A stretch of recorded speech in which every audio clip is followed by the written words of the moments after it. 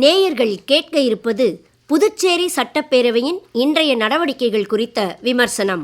எழுதியவர் பத்திரிகையாளர் ஆனந்தி சுந்தரபாண்டியன். புதுச்சேரி 15வது சட்டப்பேரவையின் 6வது கூட்டத்தொடரின் 13ஆம் நாள் கூட்டம் இன்று காலை 9:30 மணிக்கு கூடியது. சட்டப்பேரவைத் தலைவர் திரு செல்வம் திருக்குறள் வாசித்து சபையை தொடக்கி வைத்தார். முதலில் கேள்வி பதில் நேரம் துவங்கியது.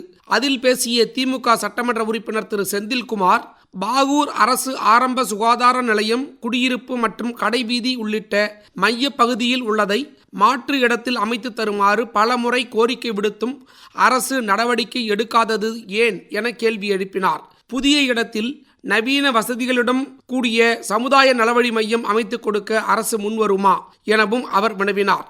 அதற்கு பதிலளித்த முதலமைச்சர் திரு ரங்கசாமி, புதிய இடத்தில் நவீன வசதிகளுடன் கூடிய சமுதாய நலவழி மையம் அமைக்கும் பணிக்கான பூமி பூஜை நடத்தப்பட்டு பணிகள் விரைவில் தொடங்கப்படும் என்றார். பாகூர் பேருந்து நிலையம் விரைவில் திறக்கப்பட்டு மக்கள் பயன்பாட்டிற்கு கொண்டு வரப்படும் எனவும் அவர் உறுதியளித்தார்.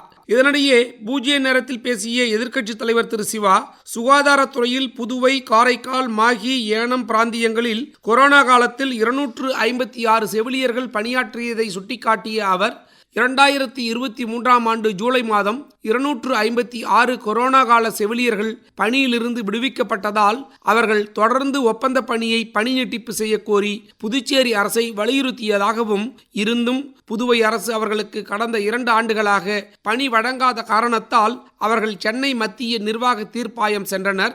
அதில் புதுவை அரசு இவர்களுக்கு பணி வழங்க பரிந்துரைத்து தீர்ப்பு வழங்கியது. ஆனாலும் புதுவை அரசு நடவடிக்கை எடுக்காததால் மீண்டும் அவர்கள் சென்னை உயர்நீதிமன்றம் சென்று தற்போது உச்சநீதிமன்றம் வரை சென்றுள்ளனர் என்றார். உச்சநீதிமன்றம் தீர்ப்பு வழங்கும் வரை எதிர்பார்க்காமல் புதுவை அரசு கொரோனா காலத்தில் யாரும் பணிக்கு வராத நேரத்தில் தங்கள் உயிரையும் பொருட்படுத்தாமல் பணியாற்றிய 256 செவிலியர்களுக்கு தொகுப்பூதியத்தில் மீண்டும் பணி வழங்க வேண்டும் எனவும் அவர் வலியுறுத்தினார். இதே கருத்தை திமுக உறுப்பினர்கள் திரு நாசிம், திரு நாக தியாகராஜன் ஆகியோரும் வலியுறுத்தி பேசினர். இதற்கு பதிலளித்த முதலமைச்சர் திரு ரங்கசாமி, எதிர்க்கட்சித் தலைவரின் கோரிக்கையை ஏற்று கொரோனா காலத்தில் பணியாற்றிய செவிலியர்களுக்கு ஒப்பந்த அடிப்படையில் பணி வழங்கப்படும் என அறிவித்தார். தொடர்ந்து சுயேட்சை சட்டமன்ற உறுப்பினர் திரு நேரு என்கிற குப்புசாமி பேசுகையில், இராணுவ வீரர்களுக்கு வழங்கப்படும் சலுகைகள் போல் துணை இராணுவ படை வீரர்களுக்கும் சலுகைகள் வழங்க மத்திய அரசு அரசாணை பிறப்பித்துள்ளது. இதை பின்பற்றி புதுவை மாநிலத்தில் உள்ள அனைத்து துணை இராணுவ பிரிவினர்களுக்கும் சலுகைகள் வழங்க அரசு நடவடிக்கை எடுக்க வேண்டும் என வலியுறுத்தினார். மேலும் புதுவை தலைமைச் செயலகம், அரசு அலுவலகங்களில் பல அதிகாரிகள் ஓய்வு பெற்ற பிறகு பணி செய்கின்றனர். இதனால் இளைஞர்களின் வேலைவாய்ப்பு பறிக்கப்படுகிறது. ஓய்வு பெற்ற அதிகாரிகள் சேவை செய்யும் எண்ணத்தோடு இருந்தால் அவர்கள் இலவசமாக சேவை செய்ய முன்வர வேண்டும். சிலர் 65 வயது நிறைவடைந்த பிறகும் தங்கள் பணியை தொடர்வது அரசு உத்தரவுகளை மீறுவதாகும். இது குறித்தும் அரசு உரிய நடவடிக்கை எடுக்க வேண்டும் என்றும் அவர் கூறினார். புதுவை சட்டசபையில் கேள்வி நேரத்தை தொடர்ந்து எதிர்க்கட்சித் தலைவர் திரு சிவா, திமுக சட்டமன்ற உறுப்பினர்கள் திரு நாசிம், திரு கென்னடி, திரு செந்தில்குமார், காங்கிரஸ் சட்டமன்ற உறுப்பினர் திரு வைத்தியநாதன், சுயேட்சை சட்டமன்ற உறுப்பினர் திரு நேரு என்கிற குப்புசாமி ஆகியோர் புதுவைக்கு மாநில அந்தஸ்து வழங்க வேண்டும் என வலியுறுத்தி ஒரு தீர்மானத்தை கொண்டு வந்தனர்.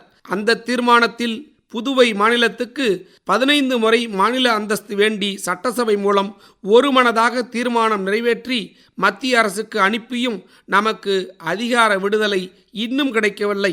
நமது மாநிலம் முன் எப்போதும் இல்லாத நிதி சுமையிலும் நிர்வாக அதிகாரம் இல்லாமலும் மற்ற மாநிலங்கள் போல துரித நடவடிக்கை எடுக்க முடியாததால் அரசு அறிவிக்கும் எல்லா திட்டங்களும் உடனுக்குடன் நிறைவேற்ற முடியவில்லை என்றும் நிர்வாகம் தேக்கத்தில் சிக்கியுள்ளது.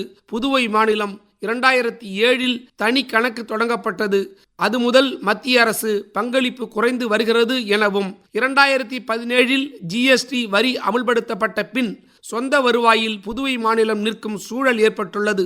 இந்த சூழலில் புதுவை மாநிலத்திற்கு உடனடியாக நிர்வாக விடுதலை வேண்டும் என்றும் புதுவைக்கு மாநில அந்தஸ்து வழங்க வேண்டும் என்றும் மத்திய அரசை இந்த சட்டசபை வலியுறுத்துகிறது என தீர்மானத்தை கொண்டு வந்தனர். இதையடுத்து சட்டப்பேரவைத் தலைவர் திரு செல்வம், புதுவைக்கு தனி தேர்வாணையம், நிதி கமிஷனில் சேர்ப்பது எல்லாம் மாநில அந்தஸ்து வந்தால் கிடைத்துவிடும். எனவே இந்த தீர்மானத்தின் மீது உறுப்பினர்கள் பேசலாம் என அழைப்பு விடுத்தார். முதலில் புதுவைக்கு மாநில அந்தஸ்து கோரி சட்டசபையில் எதிர்க்கட்சித் தலைவர் திரு சிவா தனிநபர் தீர்மானம் கொண்டு வந்து பேசினார். அப்போது அவர் தனது கட்சியின் தேர்தல் அறிக்கையில் மாநில அந்தஸ்தை பெற்றே தீருவோம் என்று அறிவிப்பு செய்து ஆட்சிக்கு வந்தவர் முதலமைச்சர் திரு ரங்கசாமி என்றும், ஏற்கனவே மாநில அந்தஸ்து எங்கே என கேள்வி எழுப்பியதால் அரசு தீர்மானமாக நிறைவேற்றி ஒன்றிய அரசுக்கு அனுப்பப்பட்டது. அப்போது தீர்மானத்தின் மீது பேசிய முதலமைச்சர் அனைத்து கட்சி எம்எல்ஏக்களுடன் சென்று மத்திய அரசை வலியுறுத்துவோம் என்றார்கள். ஆனால் இதுவரை அதற்கான எந்த முயற்சியும் இந்த அரசு மேற்கொள்ளவில்லை என்றார். மேலும் மாநில சுயாட்சி திமுகவின் உயிர் மூச்சான கொள்கை என்றும் அவர் தெரிவித்தார். புதுவை மாநிலத்தின் ஓராண்டு பட்ஜெட் அளவிற்கு ரூபாய் 12,000 கோடி கடன் நம்மீது சுமத்தப்பட்டிருக்கிறது. அதற்கான சிறப்பு நிதியை எதிர்பார்த்து ஏமாந்து கொண்டிருக்கிறோம். பல்வேறு திட்டங்களுக்காக மத்திய அரசு நிதி உதவி அளிக்கும் என்று எதிர்பார்த்து ஏமாறுகிறோம் என்றார். நிதிக்குழுவில் புதுவையை இணைக்கச் சொல்லி கெஞ்சுகிறோம். நிதி பங்கீட்டை 40% உயர்த்தச் சொல்லி கேட்டு பார்த்தோம். சட்டமன்றம் கட்டப்படும் என்று எதிர்பார்த்தோம். துறைமுகங்களை இழந்துவிட்டோம். மின்வாரியத்தை தாரை வார்க்கிறோம். திட்டங்களை நிறைவேற்ற செயல்படுங்கள் என்று அதிகாரிகளிடம் கெஞ்சிக் கொண்டிருக்கிறோம். இப்படிப்பட்ட அவலங்கள் தொடர்வதற்கும் காரணம் நம்முடைய முதல்வர் புலம்புவதைப் போல் மாநில அந்தஸ்து இல்லாததே என்றார். இந்த மண் நம்முடைய மண். இந்த மண்ணின் உரிமையை நாம் அனைவரும் இணைந்து மீட்டெடுக்க வேண்டும் என்ற உணர்வு கட்சியை மீறி வர வேண்டும். ஒருவேளை ஆட்சியை கலைத்துவிட்டு போராட முதல்வர் தயாரானால் அதற்கு திமுகவினரும் தயாராக உள்ளதாக தெரிவித்தார். அந்த உணர்வோடு மாநில அந்தஸ்து ஏகமனதாக நிறைவேற்றவும் அரசு தீர்மானமாக முன்னெடுக்கவும் வேண்டுகோள் வைப்பதாக அவர் பேசினார். தொடர்ந்து தீர்மானத்தை ஆதரித்து உறுப்பினர்கள் தங்கள் கருத்துக்களை தெரிவித்து மாநில அந்தஸ்து பெற அரசு உரிய நடவடிக்கை எடுக்க வேண்டும் என வலியுறுத்தினர். மாநில அந்தஸ்து கோரி பேசிய திமுக சட்டமன்ற உறுப்பினர் திரு செந்தில்குமார் தனது கருத்துக்களை கூறிவிட்டு பாரதியாரின் பாடல் வரிகளை மாற்றம் செய்து பாடி மாநில அந்தஸ்து புதுவைக்கு வேண்டும் என கோரிக்கை விடுத்தார். அவரை தொடர்ந்து மாநில அந்தஸ்து கோரி பேசிய காங்கிரஸ் சட்டமன்ற உறுப்பினரான திரு வைத்தியநாதன் புதுவையில் தொடர்ந்து மாநில அந்தஸ்தை வலியுறுத்தியும் மத்திய அரசு நடவடிக்கை எடுக்கவில்லை என்றார். மாநில அந்தஸ்து இல்லாததால் அதிகாரிகள் மதிப்பதில்லை என கூறிய அவர் புதுவைக்கு வளர்ச்சி வரக்கூடாது என மத்தியில் இருந்து வரும் அதிகாரிகள் கங்கணம் கட்டி கொண்டு வருவதாகவும், மக்களுக்கு நாம் தான் பதில் கூற வேண்டிய நிலையில் இருக்கிறோம். புதுவை முன்னேற வேண்டுமென்றால் மாநில அந்தஸ்து வேண்டும். கட்சி பாகுபாடின்றி டெல்லி சென்று சட்டமன்ற உறுப்பினர்கள் வலியுறுத்த வேண்டும் என்றார். பின்னர் பேசிய சுயேட்சை சட்டமன்ற உறுப்பினர் திரு நேரு என்கிற குப்புசாமி, நம்மை விட குறைவான மக்கள் தொகை கொண்ட 78 நாடுகள் சுதந்திரமான நாடாக உள்ளன என்றும், நாடு சுதந்திரம் அடைந்த போதே நமது மாநிலமும் தனி சுதந்திர நாடாக வாங்கியிருந்தால் நமது முதல்வர் பிரதமராகவோ அதிபராகவோ இருந்திருக்கலாம் என குறிப்பிட்டார். பாஜக கட்சி தலைவராக இருந்த சுஷ்மா சுவராஜ் புதுவைக்கு வந்து ஆய்வு செய்தபோது புதுவைக்கு எல்லா தகுதியும் உண்டு, மாநில அந்தஸ்து தரலாம் என கூறியிருக்கிறார்கள். எனவே இந்த தீர்மானத்தை தனிநபர் தீர்மானமாக எடுத்துக்கொள்ளாமல் அரசு தீர்மானமாக எடுத்துக்கொள்ள வேண்டும். அனைவரும் டெல்லி சென்று மாநில அந்தஸ்து பெற போராட வேண்டும் என பேசினார். அவர்களை தொடர்ந்து பேசிய முதலமைச்சர் திரு ரங்கசாமி தனி மாநில அந்தஸ்து கோரிக்கையை வலியுறுத்தி உறுப்பினர்கள் பேசினார்கள். அதுதான் அரசின் எண்ணமும் மக்களின் எண்ணமும். நமக்கு அது கிடைக்கும் என்ற சூழல் உருவாகியுள்ளதாக எண்ணம் தனக்கு உருவாகியுள்ளதாலும் அதை தனிநபர் தீர்மானமாக இல்லாமல் அரசு தீர்மானமாக மாற்றப்படும் என்றார். இதையடுத்து மாநில அந்தஸ்து கோரும் தீர்மானம் புதுவை சட்டசபையில் ஏகமனதாக அரசு தீர்மானமாக நிறைவேற்றப்பட்டது. இதனைத் தொடர்ந்து திமுக, காங்கிரஸ் மற்றும் சுயேட்சை சட்டமன்ற உறுப்பினர்கள் தாங்கள் கொண்டு வந்த தனிநபர் தீர்மானத்தை திரும்ப பெற்றுக்கொள்வதாக தெரிவித்தனர். அவர்களை தொடர்ந்து சட்டப்பேரவைத் தலைவர் திரு செல்வம் பேசினார். அப்போது அவர் 18வது முறையாக பட்ஜெட் தாக்கல் செய்து சாதனை படைத்த முதலமைச்சர் ரங்கசாமிக்கு பாராட்டு தெரிவித்தார். மேலும் இந்த கூட்டத்தொடரில் 579 உடுக்குறியிட்ட வினாக்கள், 263 உடுக்குறியிடா வினாக்கள் என மொத்தம் 842 வினாக்கள் பெறப்பட்டது. இதில் 541 உடுக்குறியிட்ட வினாக்கள், 240 உடுக்குறியிடா வினாக்களுக்கு விடையளிக்கப்பட்டுள்ளதாகவும், ஒரு நிதி மசோதா ஆய்வுக்கு எடுக்கப்பட்டு நிறைவேற்றப்பட்டதாகவும், 9 நாட்கள் கேள்வி நேரத்துக்கு ஒதுக்கப்பட்டது. 2 நாட்கள் காலை மாலை என 2 வேளையும் சபை நடத்தப்பட்டது. அனைத்து உறுப்பினர்களின் கருத்துக்களும் சபையின் கவனத்துக்கு கொண்டு வர வேண்டும் என்பதற்காக பூஜ்ய நேரத்திலும் பலருக்கு வாய்ப்பு அளிக்கப்பட்டதை சுட்டிக்காட்டினார்.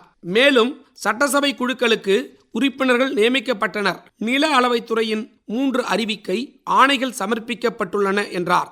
மேலும் அதிக வினாக்களுக்கு அமைச்சர்கள் பதிலளித்துள்ளதற்கு தனது நன்றியையும் பாராட்டுதல்களையும் அவர் தெரிவித்துக் கொண்டார். இதற்கு உறுதுணையாக செயல்பட்ட அனைத்து அரசு துறை செயலர்கள், ஊழியர்கள், அதிகாரிகளுக்கு நன்றியையும் தெரிவித்தார். புதுவைக்கு மாநில அந்தஸ்து வேண்டும் என்ற உறுப்பினர்களின் தனிநபர் தீர்மானம் அரசு தீர்மானமாக நிறைவேற்றப்பட்டுள்ளது என அவர் கூறினார். வரும் காலத்தில் இதைவிடவும் சிறப்பாக மக்களுக்கு பணியாற்ற ஆர்வத்துடன் செயல்பட வாழ்த்துக்களை தெரிவித்த அவர் கூட்டத்தொடர் சிறப்பான முறையில் நடைபெறுவதற்கு ஒத்துழைத்த அனைவருக்கும் தனது நன்றியையும் பாராட்டுதல்களையும் தெரிவித்தார். இதனைத் தொடர்ந்து பகல் 12:21 மணிக்கு சபையை காலவரையின்றி ஒத்திவைப்பதாக சட்டப்பேரவைத் தலைவர் திரு செல்வம் அறிவித்தார். முன்னதாக புதுவை சட்டசபை கடந்த 10ஆம் தேதி துணைநிலை ஆளுநர் கைலாஷ்நாதன் உரையுடன் தொடங்கியது. 12ஆம் தேதி முதலமைச்சர் ரங்கசாமி பட்ஜெட் தாக்கல் செய்தார். தொடர்ந்து துணைநிலை ஆளுநர் உரைக்கு நன்றி தெரிவிக்கும் தீர்மானம், பட்ஜெட் மீது பொது விவாதம், மானிய கோரிக்கை மீதான விவாதம் ஆகியவை நடந்தது. இன்று புதுவை சட்டசபையில் மாநில அந்தஸ்து கேட்டு மத்திய அரசை வலியுறுத்தி அரசு தீர்மானம் நிறைவேற்றப்பட்டது குறிப்பிடத்தக்கது. நேயர்கள் இதுவரை கேட்டது புதுச்சேரி சட்டப்பேரவையின் இன்றைய நடவடிக்கைகள் குறித்த விமர்சனம். எழுதியவர் பத்திரிகையாளர் ஆனந்தி சுந்தரபாண்டியன். வாசித்தவர் சே. ஆதவன்.